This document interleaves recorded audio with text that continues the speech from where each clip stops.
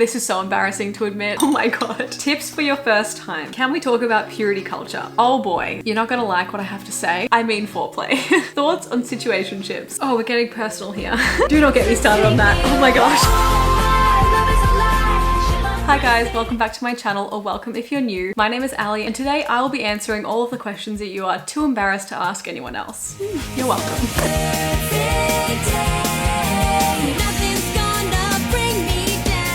Somehow it has been an entire year since our last girl talk video, so we are long overdue, and obviously that is completely my fault. To be honest, I've kind of been avoiding this a little bit. The last time I sat down to do one of these, there was like 100,000 less of you. So it is a little bit daunting, but as always, I'm just gonna treat this like a slumber party with friends. Everyone is welcome. And honestly, with everything that has happened in my life this year, I feel like I really need this. Like I need a real girls heart-to-heart chat. So thank you all for being here with me. But as I'm sure you can guess, I put up a little thing on my Instagram for you guys to submit questions to, and you did not hold back. Let me just say that. I'm very excited to get into these questions today. Also, if you missed out, you can follow my Instagram to be involved in the next one. I'm definitely going to try and do these more often because as intimidating as they are, I think it is good for me to get out of my comfort zone sometimes and like talk about the things that make me uncomfortable, especially for any of you out there that don't have friends to talk to about this stuff or an older sister or anything like that. I really want to make this a sort of safe space where truly anyone can feel welcome and like just not judged. So I want to do more things like this next year, and you can hold me to that. Speaking of that, before we get into this, YouTube really doesn't like sort of controversial videos, so it's probably not going to push this video out to many people. So if you could give this a thumbs up, that would really help me out. It makes all of the bearing of my soul that I'm about to do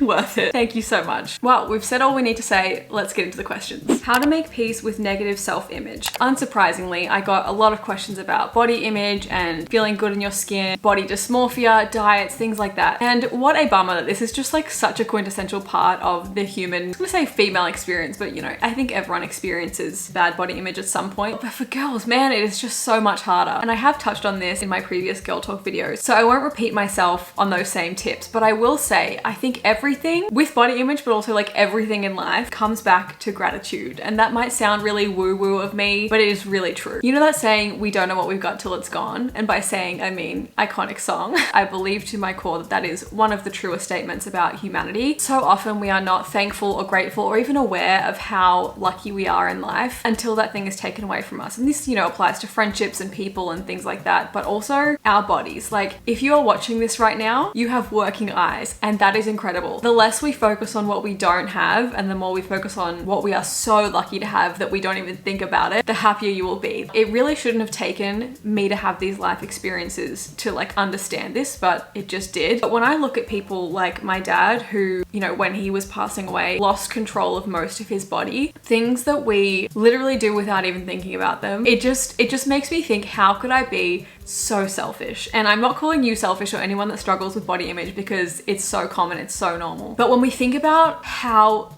incredible our bodies are, what a miracle they are, everything they do for us every single day without us even thinking about it. If you are able to go to the bathroom on your own, you are so lucky, because there are people that have to use stoma bags. That's just something that you don't have to think about at all. You know, if you can run and walk and hop and skip and jump, these are things that not everyone can do. And I just feel like if we spent more time thinking about how incredible it is, the things that we can do, the things that our body allows us the privilege to have, and like, oh, we would just be so much happier because we would see how lucky we are. One little tip that I have for you that you could do is the next time you're feeling bad about your body, imagine you are 95 years old. You are lying on your deathbed, about to pass, you know, your body is frail, you can't really use it anymore, you can't walk anymore. You're at the end of your story. You make some sort of wish and you get transported back into your body today, right now.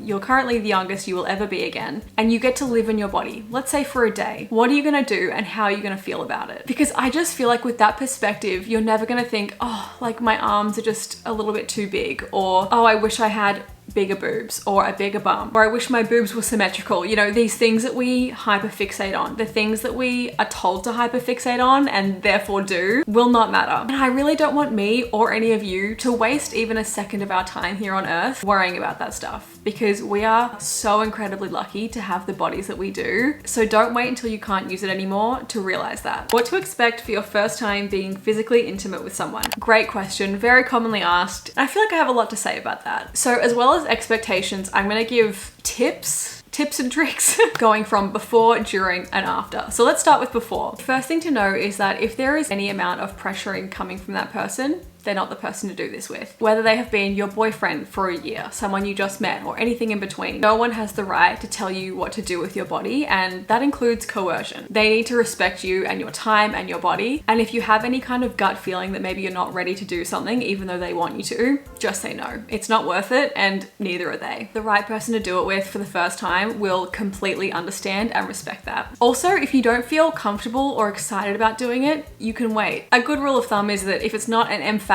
yes, it's a no, or not right now. And that goes for the other person too. Like if you are on the other side of this and the person doesn't seem overly excited, just stop. As always, when I do these videos, I got a lot of questions or submissions saying that, you know, I feel like a late bloomer, I'm X years old and still haven't done anything physically intimate, and I feel really left out or awkward. So let me just share my personal experience. I definitely waited longer than most of my friends, and definitely relate to feeling awkward or embarrassed or just weird about it. But at the end of the day, it meant that I ended up having the most positive experience out of anyone that I knew. And I would not change a single thing about any of that. Like it ended up being such a beautiful, positive, wholesome experience that I truly would not change a thing, and I'm so grateful that I did like wait till I felt really, really comfortable with a person. Obviously, virginity is a construct. It doesn't mean anything unless you want it to, but if you do want it to and you know that it is the kind of thing that you might feel differently afterwards, I mean, I think a great rule with anything in life is just to do it when you're ready, not when other people are. Okay, now my tips for during. So how do I say this? In this scenario, boys are like a microwave. It's pretty simple, doesn't take much work, just press go and they're good to go. Girls, however, are more like an oven and need preheating. I feel like I'm like a mum in the 80s that's trying to have a sex talk, but is just using weird terminology. But when I say preheating the oven, I mean foreplay. Also, using an oven is always worth the wait. Microwaves are just like, they kind of get the job done, but not as well. Foreplay is always important, but especially on your first time, make sure your partner prioritizes that. If it's their first time as well, that's okay. It just means like going about things together slowly. You don't need to rush anything. Just get your bodies warmed up. It's like how it's important to stretch before we work out. You've just got to like give your body a chance to get ready. I'll just be in my office getting ready. Oh my gosh, the most important thing. Always use protection, and the pull-out method does not count. I cannot tell you how stressed out I get when my friends tell me that they use the pull-out method, because do you know what we call people that use the pull-out method? Parents.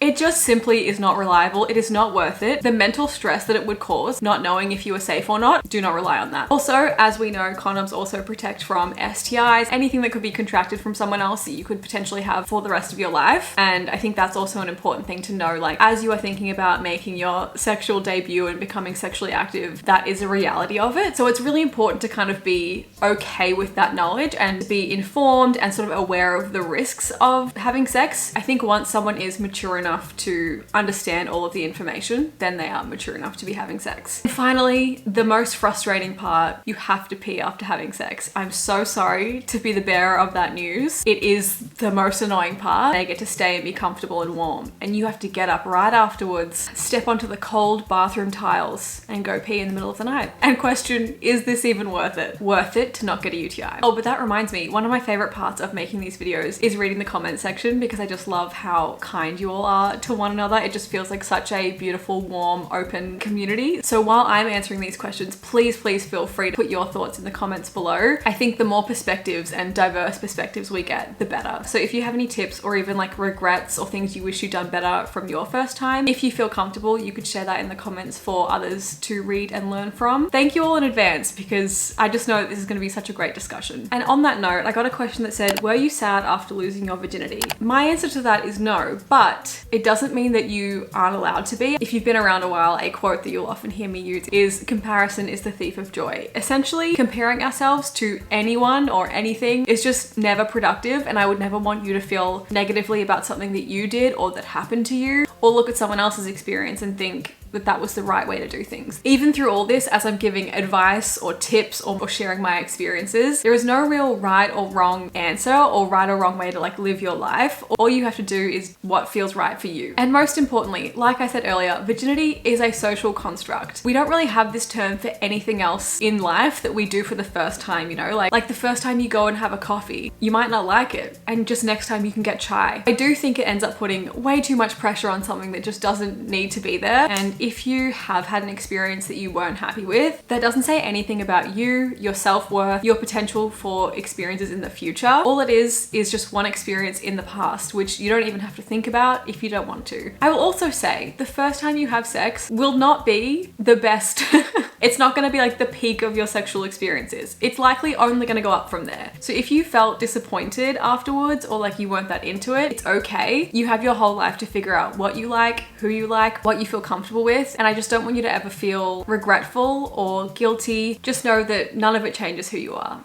Oh God, we're really diving into this today. How, if at all, do you maintain optimistic as we see women and LGBTQIA plus people lose their rights? I'm from the US. I don't know what's happening in Australia. Sorry. That's so fine. You have no need to apologize. Firstly, let me just say how privileged I am to live in a country with the rights that I have, at least currently. Who knows what might happen. And this all just comes down to literally luck and chance, where I happen to be born, the color of my skin, the family I was born into. These are all things that I had no control over and yet have afforded me such an easier life compared to some people. I can't believe how serious we're getting in this video now. I know it's really hard to be hopeful about the state of the world right now, and I try to keep this space online just quite a positive distraction, I guess, because shit is hard enough. I was in Utah last year when Roe v. Wade was overturned. It was an incredibly hard feeling knowing that people had chosen that and that a lot of people thought that that was right. Again, I can't overstate how lucky I am in most senses, and you know, that wasn't even something that affects me directly because I'm not a US citizen. It was more just, I guess, just accepting the reality of what kind of future we were heading towards. It was quite scary and daunting to me, and also obviously caring about all of my loved ones that do live in America. But after reading your question, I ended up texting my friend. If you guys watched my vlogs back in like 2016, 2017, you remember my friend Rin, still one of my best friends to this day. Rin and her wife both work in the space of LGBTQ rights and Planned Parenthood. So literally the most power couple I've ever known. But I really wanted to get Rin's perspective on this, and I'm so glad I asked because what a ray of light. Rin said, because I know we're right, and by thinking of how hard it was before and how far we've come, and also that the pendulum always swings back. It's horrific, but the pushback is only because we've come so far, and haters can't imagine.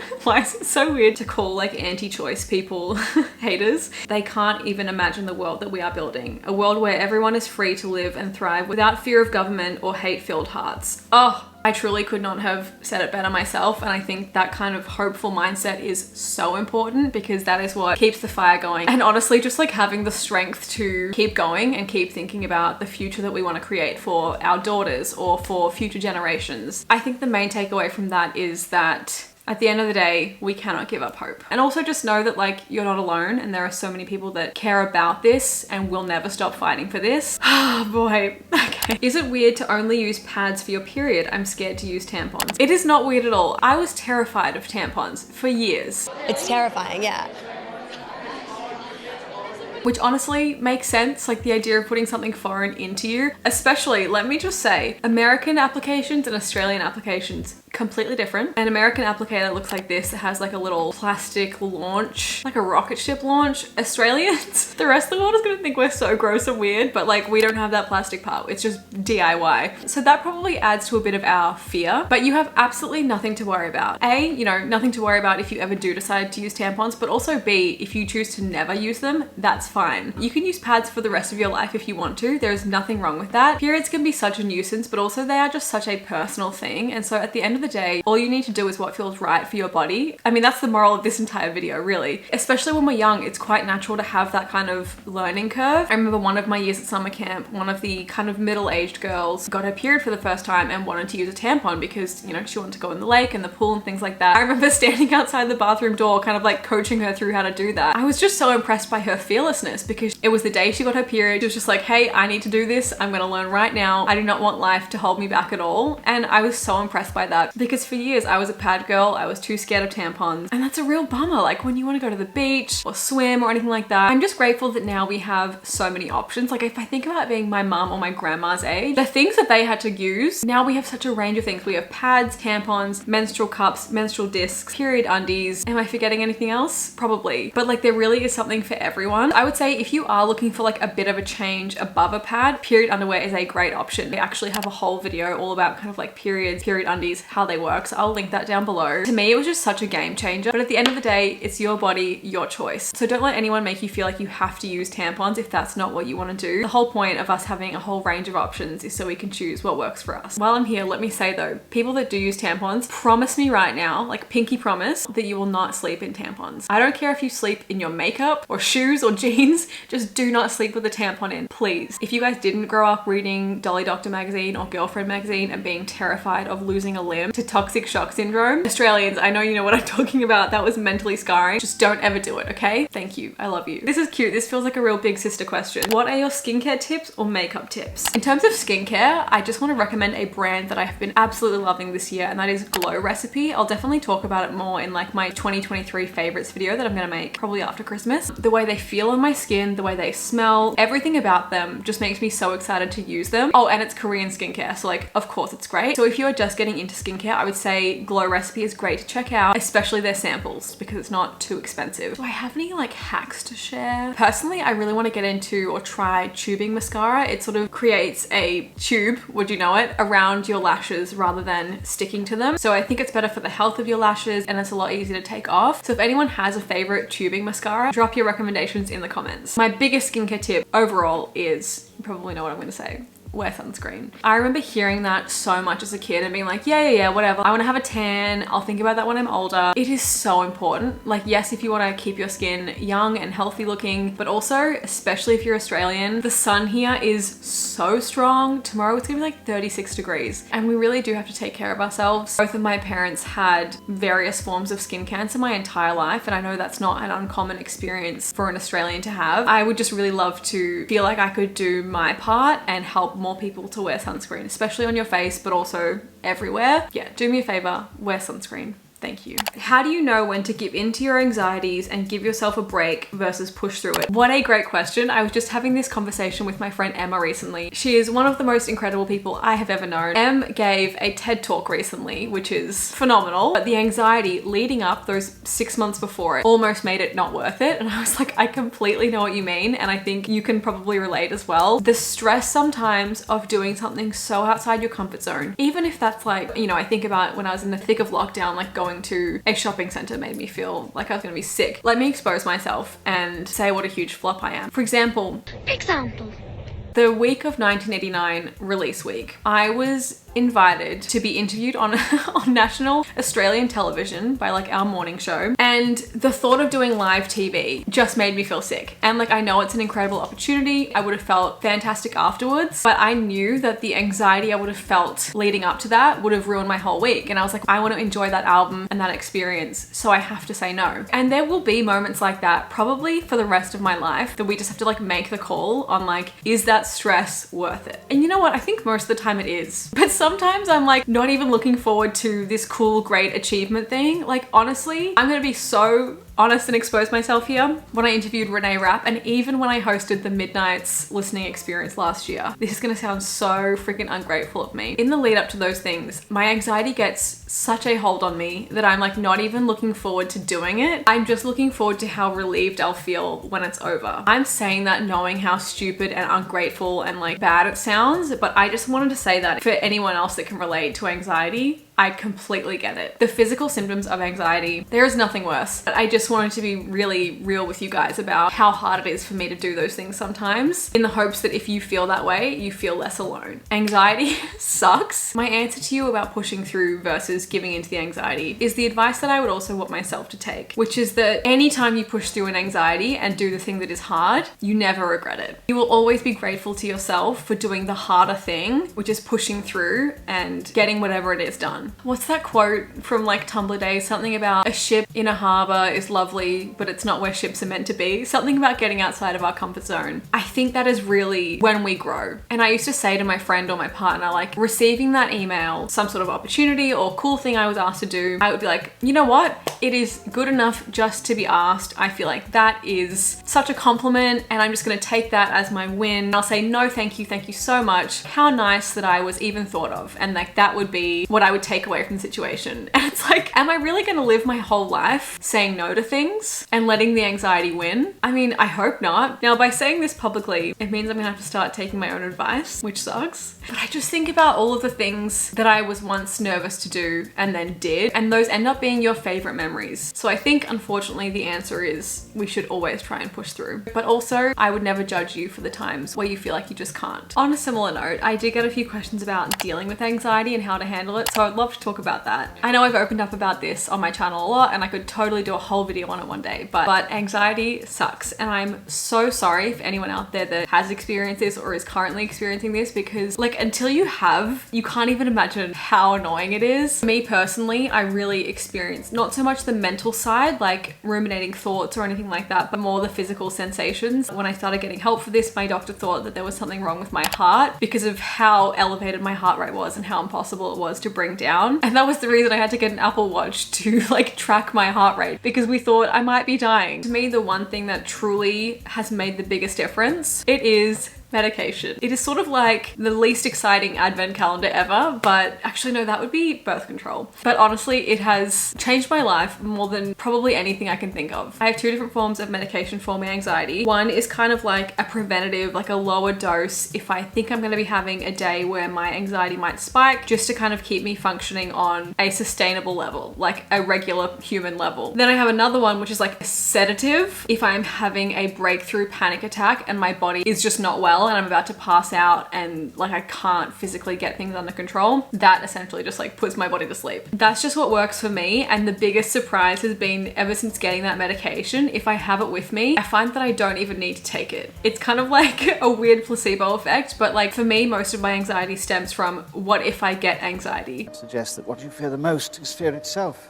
This is very wise. And what if I have a panic attack? That makes me panicked and prevents me from going to things, because I'm like, well, what if I go there and then I overheat and my heart rate skyrockets and I can't keep it down? So having this medication has changed my life because it's allowed me to go and do those things without fear of something happening, because I know that if something does happen, I'll be okay. And personally, I've never looked down on people that use medication for anything, whether it be a physical or mental condition. But when it came to myself, this is probably quite common. I was always like, yeah, I just don't need it, like not for me. And I wonder if I overcame that stigma for this medication because it's more of a physical symptom that I experience, so it felt more like valid to me. I just wanted to talk about that because I know that stigma around mental health and mental health medication is still so real. So if that is something that you have been talking about with your therapist or considering, just know that it has done nothing but beautiful, wonderful things for me. If you guys saw any of my vlogs over this summer when I was in New York, you know that my anxiety was at an all-time high, which was such a bummer. Like when I came home, I was like, mental health is so weird. Like, what do you mean I couldn't leave my apartment because of my brain?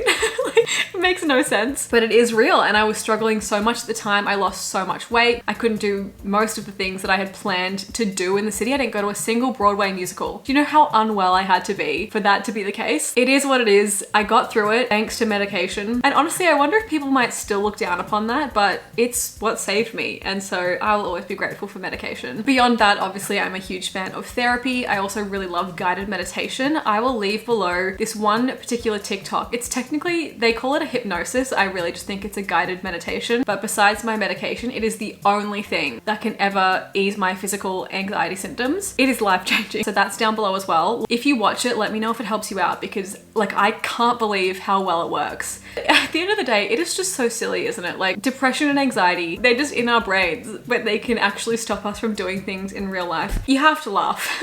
What should you do when everyone thinks your boyfriend is gay and you know he isn't?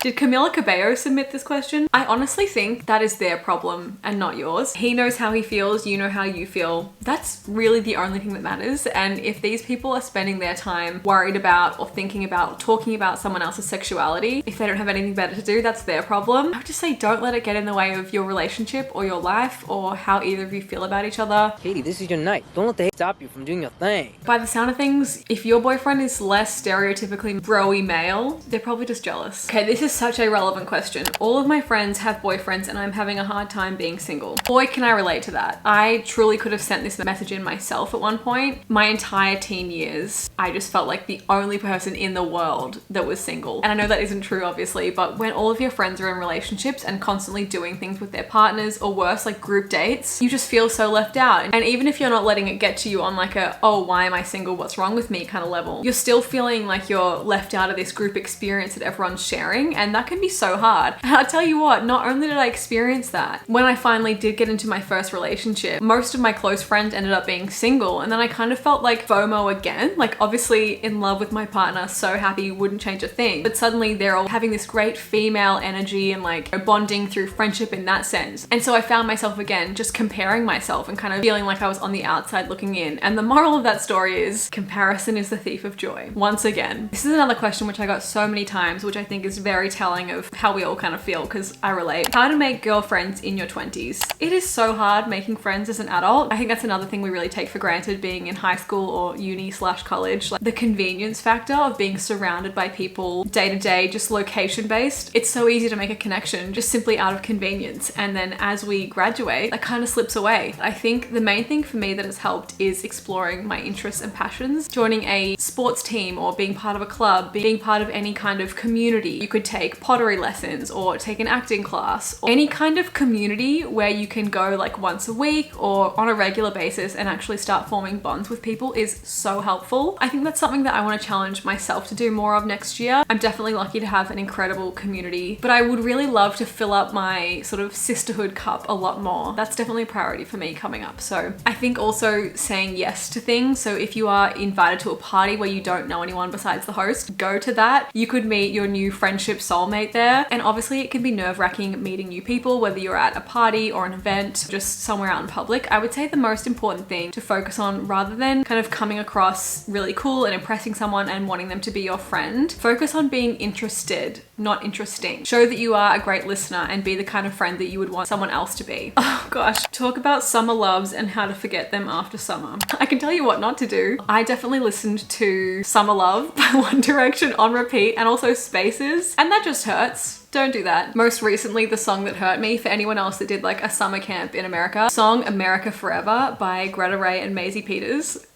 Oh, deeply relatable, deeply hurtful. You know, if you like that kind of pain, listen to that. Unfortunately, with most healing in life, I think it's just time. Time really does heal all wounds, and so does staying busy. So seeing your friends, doing your hobbies, things that make you happy and fill up your cup. Prioritize your relationship with others, so being like your family, your close friends, really work on those connections and bonds. But also the most important relationship, the one with yourself. Feeling really fulfilled in that area, it helps a broken heart.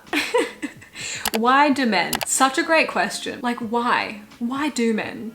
Why?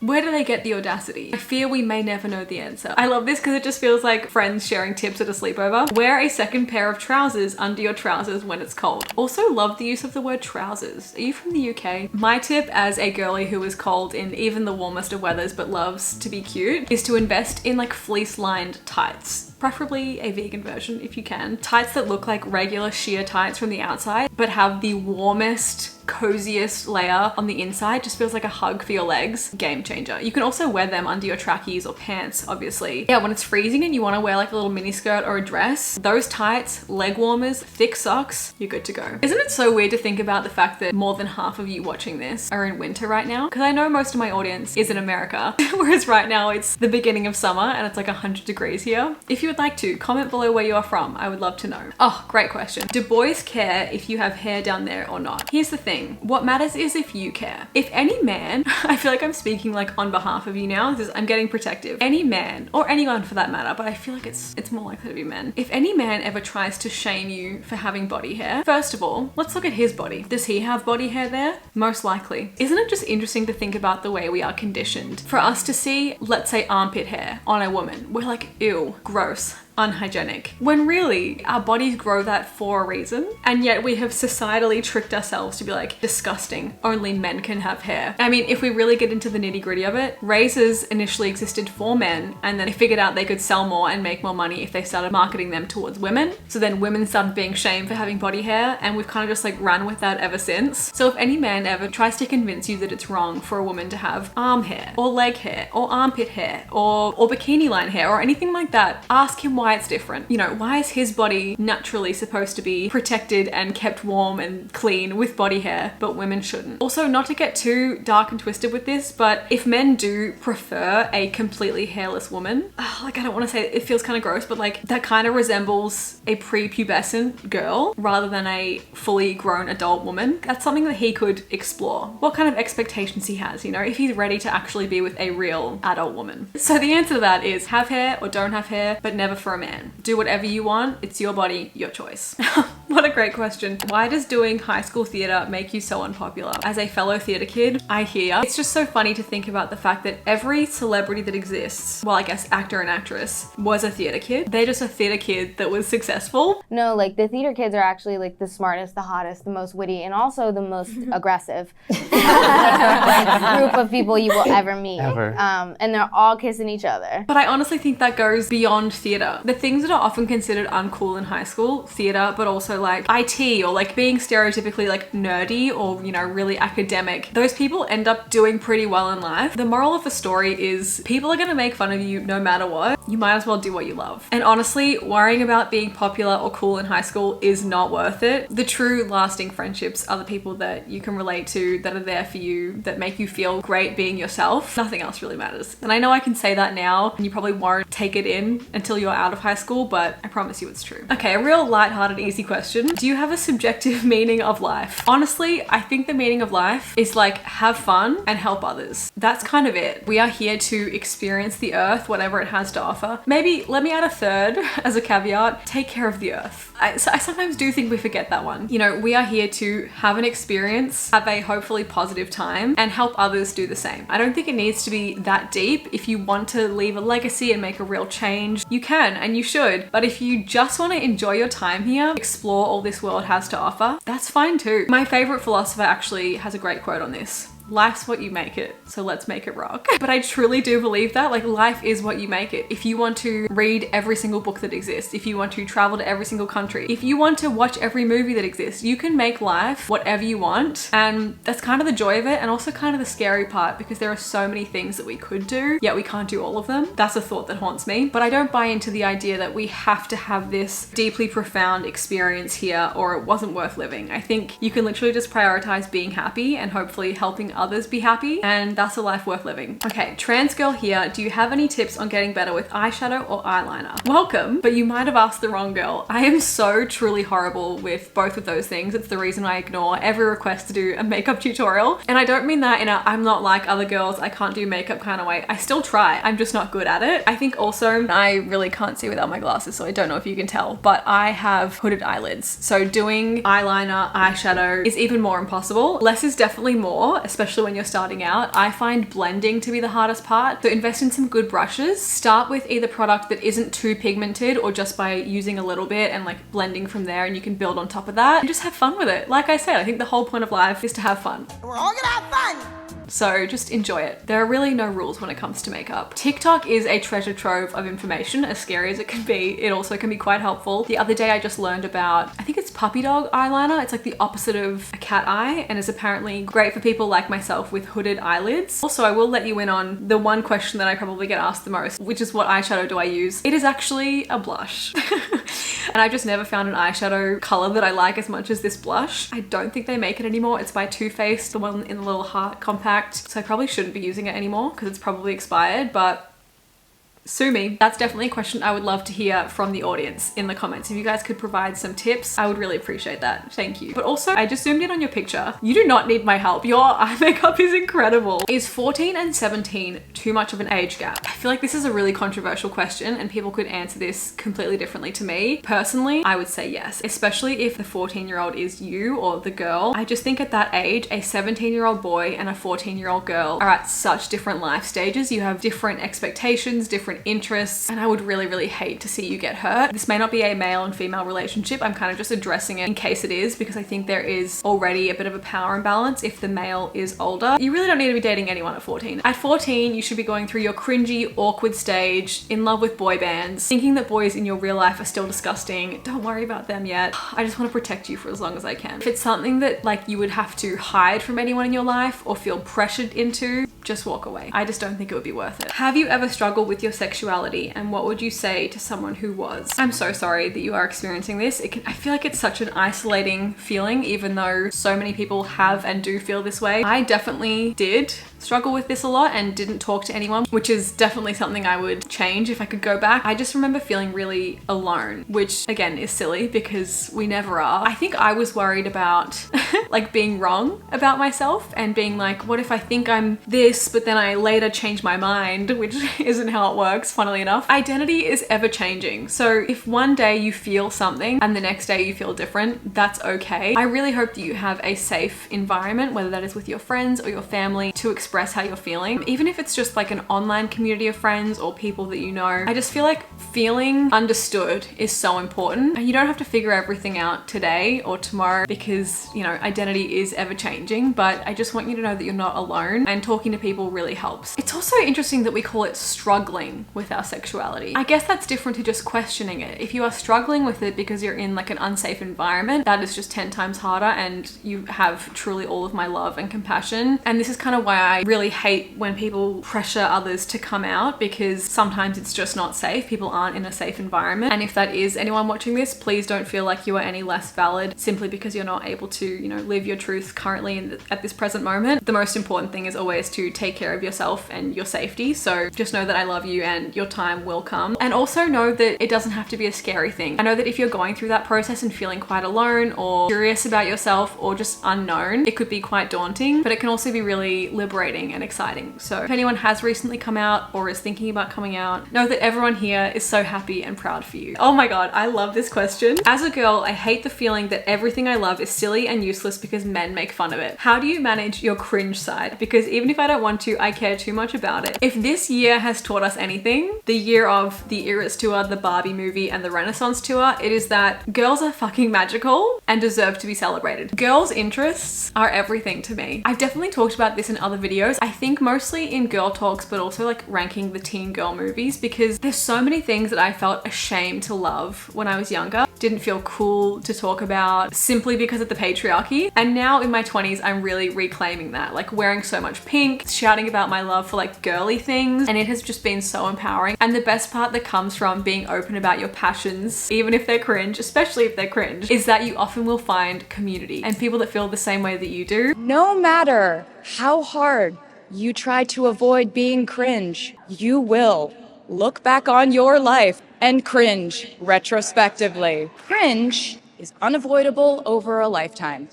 Even the term cringe might someday be deemed cringe. Trends and phases are fun. Looking back and laughing is fun. And while we're talking about things that make us squirm, but really shouldn't, I'd like to say I'm a big advocate for not hiding your enthusiasm for things. Also, selfishly, celebrating real girly things that piss men off kind of makes it even more fun. Seeing Taylor Swift's success this year has angered so many men, so many football fans, so many dads and chads and brads. And doesn't that just make it so much more satisfying? Like, why does what they think matter? I really think this indoctrination of hating ourselves and female interests starts so young. I think about like when coaches, even in primary school or in movies, use the term girl as an insult. Like, you kick like a girl, you're a bunch of girls. How was that ever socially acceptable? I promise you, if you start embracing the things that you think are cringe, you will be so much happier. What's behind cringe and embarrassment is just joy. There are definitely people in the world who want to be cool or mysterious So I'm just not one of them. I really love being incredibly excited about things, and a lot of people would consider that cringe. But at the end of the day, who's happier? I mean, I can't judge, they might be really happy, but so am I. So why would I change how I feel or how I act to please someone else? Cringe is actually a social construct, and you can just choose not to believe in it. Also, selfishly, the more that we support like girly or female things that might piss off the men, the more we get of those. I will go and see every single Greta Gerwig film because I want it to do well so that I can get more. Also, at the end of the day, I refuse to spend my life letting men that I don't even know dictate what I get joy from. And you shouldn't either. The highest grossing film of this year was A Celebration of Women. And I wonder how many male executives would have said that movie won't perform well. The more that we show up and support all women's stories, the more we all benefit. Also, at the end of the day, if what the men want, like if what these misogynistic men want is to rob you of your joy and the things that they find cringe, you should do the opposite. Don't give them that power. Be extra cringe. What's with the nude snaps? The guys just expect them now? When did that happen? Hashtag dating. I really feel so grateful to not be a teenager in the time of Snapchat because it just has made everything so much more complicated. But I will say, if a boy, I'm gonna say boy because men do not ask for nudes. If a boy asks for nudes, he's not worth seeing them. I think it's incredibly childish to hide behind an app like Snapchat where things expire, and people that use that as their main form of communication, it's just an ick. It means that they aren't able to actually communicate, like even via texting, which is so simple. I'm so sorry, they're just not worth your time. Now, this is definitely by far my most submitted question on every single girl talk video that I do, and it is just about being a certain age and not having dated or done sexual things. I'm actually going to direct you to a different girl talk video that I did because I answered this in length, but I just wanted to mention it so that you know how many people submitted that question and how not alone you are. What to do if you bleed through in school. Oh my god, the worst. Always keep a spare pair of undies in your bag and keep them in a plastic bag because then you can swap them out for the ones you bled through, like wrap them up nice and tight and keep that in your bag and then put the fresh pair on and feel good as gold. And like, don't ever feel bad or embarrassed or, you know, weird if any of that happens. It's not our fault. We can't control it. There's nothing wrong with it. And I wish there wasn't such a stigma around that. I remember being in high school and you would like get your friend to secretly have a look and be like, hey, did I leak? Like, can you just check for me? Why do we have to be so secretive? Why do we have to hide the little pads up our sleeves so that boys wouldn't see it? When boys talk about like having boners willy-nilly, I think if we were a bit more open about the things that we go through, as more than half the population experience periods, we would stop giving men such an excuse to be like disgusted by it. That would really benefit everyone. That's why I never say like, boys, if you're watching, click out of this video, because I want them to know this stuff. I think it's really important to know this stuff because then we can take better care of one another rather than thinking this is something that boys should never know about. I think everyone should. Thoughts on coming out? Do we need to? Why or why not? I think it's really up to the person. If that's an experience you want to have or feel like is necessary for your journey, then you can. I also feel like you can come out to some people, but then you don't really need to with everyone. When I think about a lot of my friends, there was never a real moment of this is who I am. It was just like, oh hey, like I like this girl, I'm going on a date with this boy. It was almost just never really needed. But obviously that depends on what your environment is like, what your relationships with people are like, and what you feel comfortable with. I don't think it's like necessary. Like if you don't want to come out, you don't need to. You can simply live your life as yourself, as all straight people get to do, and that's more than okay. This is a great one, very relevant. How to quit phone addiction. Well, I feel ya, it's tough these days. Again, I'm so lucky that I didn't have like a smartphone growing up because I don't know how I would get anything done. You're not gonna like what I have to say, but I think if you have TikTok, delete it. It is such a time waster. It's just so easy to get such a dopamine hit that just keeps us on there. And I can't preach because I definitely still use it and love to watch it, but if you are trying to cut down on your hours, that's gotta be the first thing to go. Something else that I love to do if I'm trying to be productive or just off my phone is put on airplane mode. That way you won't get any notifications because notifications are specifically designed to keep us on our phones and like make us reopen it and just keep us hooked essentially. So either put on do not disturb or airplane mode and just put it to the side, forget about it. You could also download an app that locks you out of certain apps like social media between certain hours. So you could try a week, for example, where from like 8 p.m. till 8 a.m. it won't let you open those apps so that, you know, during those hours you can prioritize your sleep and find more time for yourself. Oh my gosh, okay. Thoughts on situationships. I feel like the meaning of situationships has really gone awry in society because we've lost the key element, which is situation. They exist for a reason in that moment. So a situationship is perfect for a vacation or a semester abroad or a summer camp or a ski season. When you are in a specific situation, a time and place, like a summer fling, they are designed to exist in that situation and they're not outside of that. When you are living your regular everyday life, that's just dating. And if they aren't willing to like commit to you or communicate, then I guess that's just a casual hookup. That most important element is that it's kind of like a time capsule. There may be someone that you wouldn't necessarily spend time with or date in your real life, but for this little season, they're perfect. Did you experience purity culture as a teen? And if you did, how are you unlearning it now? I actually got quite a few questions about that as well. So again, you are not alone. I feel like my experience was a little bit different because I left the church.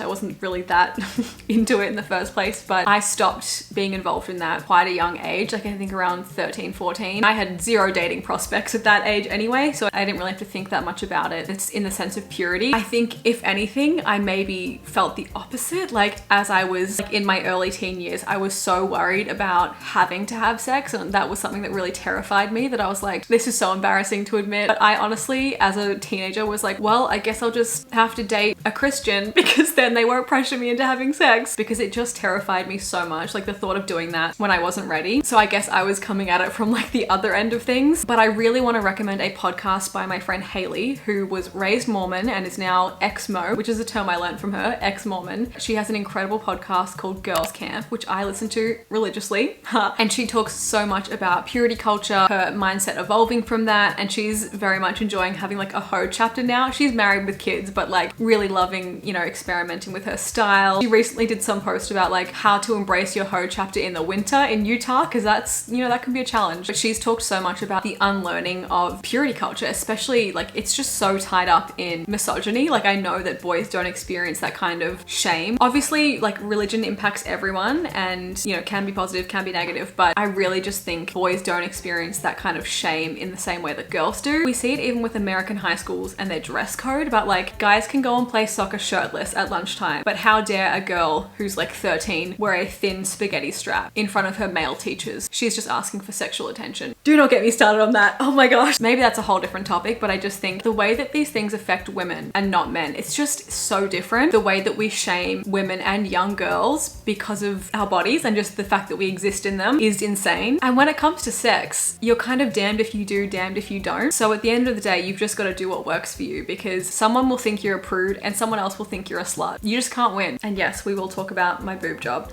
Just kidding. This is actually just, I think, the first time I'm wearing a bra in a video, but oh my God. Let me just say, none of this is me and I can't stop looking at it in the viewfinder. I'm gonna link this bra below because oh my God, I'm not even an A cup. Like I think I would be a double A cup, which is like what 12-year-olds getting their first training bra would wear. And yet we've got this going on. Not too shabby. I love that I got the girls out just for a girl talk video. Oh, we're getting personal here.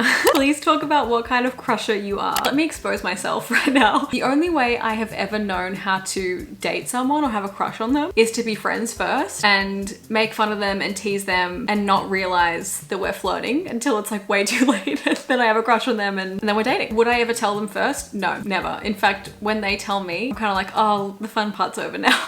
Now I have to think about like actually dating. Is it pointless to have a crush on someone you don't have a chance with? I'm gonna expose myself here. As someone that grew up doing theater, as Olivia Rodrigo said, every guy I like is gay. So I could never judge you for that. Also, having a crush is just fun. Like having someone that you can think about and flirt with, even if it doesn't go anywhere, I think can be just like enjoyable. Oh, let's end on this one. What is the best life lesson you have learned? That is a great question. And this is one that I would love to hear from the class. If you guys would be so kind to share your answer to this in the comments below, that would be great. I think it's actually what I talked about earlier, that like gratitude is the key to everything. There are so many ways now with social media and everything for us to compare ourselves, our bodies, our achievements, our relationships, our skin, like truly everything. We can feel bad about ourselves. But if we instead focus on the things that we do have, God, it just makes such a difference. There's a lyric from a song that I love by Guy Sebastian where he says, if you only think of things that you haven't got, you could have it all and still never have enough. So don't worry, be happy. And I know that's so much easier said than done, but if you can make that a priority in your life, to literally look around and think of what you are lucky to have, whether you want to like write a note at the end of the day, 3 things that made you happy that day, or 3 things about your body that you are so thankful for, making that ingrained into our mindset just changes everything. And I think that's why practices like yoga are so helpful, because the instructor will really make you aware of your body and reminded of the strength that you have, the things that you're able to do and how lucky we are. So yeah, I think that's my life lesson that I'm imparting today. holiday. Thank you so much for spending this time with me today, guys. I know this was a long one and people mostly want to see Taylor Swift content from me, which is so fine. I love talking about my favorite singer-songwriter as well, but I do really love to make these videos too and just feel like, I don't know, feel like I can create a space for people to feel welcome or safe or included that maybe don't feel that elsewhere. And all of you are such a big reason why we are able to do that as well, because this is just such a beautiful community. So thank you so much. Thank you in advance again if you have shared anything in the comments below. I really, really appreciate that. I really do think that this other girl talk video I made is helpful, so go and check that out afterwards if you like this one. Otherwise, I'll see you guys next time. Bye!